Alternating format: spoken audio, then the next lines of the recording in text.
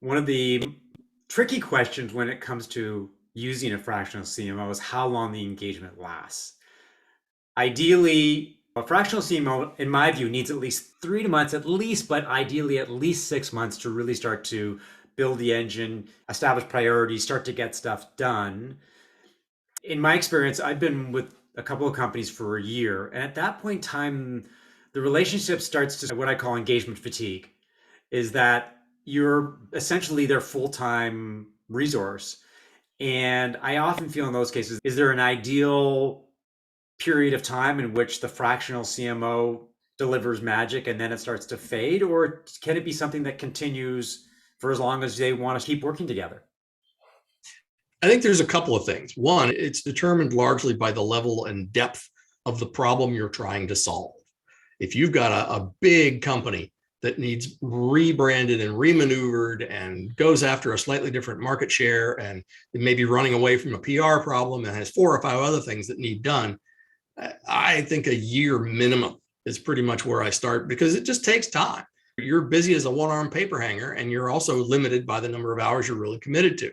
So there's a constant squeeze on your time. You're trying to be as effective and efficient with it as you can, but things just take time sometimes, and they take time to develop. They take time to spread internally so that you have support to do things quickly.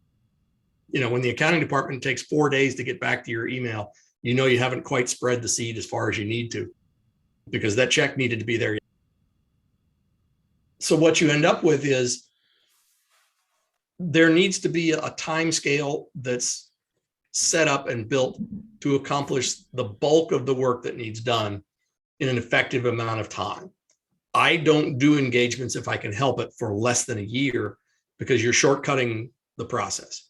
Marketing takes time. You have to be patient with it.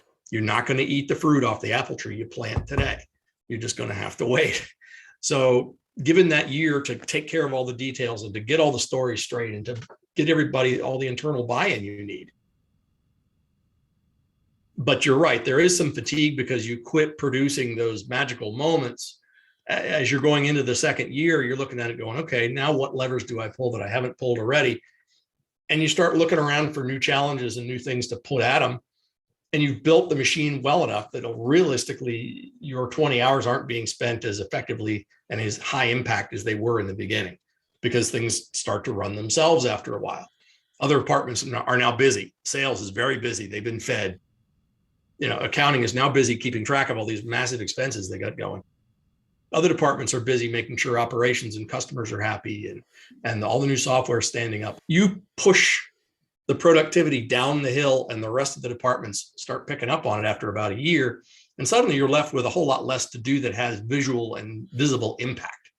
You're still running the show, and the show has many, many, many points and many, many levers, but you got them all pretty much dialed in where you want them, occasional adjustments here and there. So it doesn't look as busy. It doesn't feel as busy. And yes, they're starting to get a little fatigued with it. 18 months is a good time frame. It depends on the industry in some cases, though. I worked for a financial advisory firm, good sized one. And they started to get antsy with their results at roughly the 9 to 12 month mark.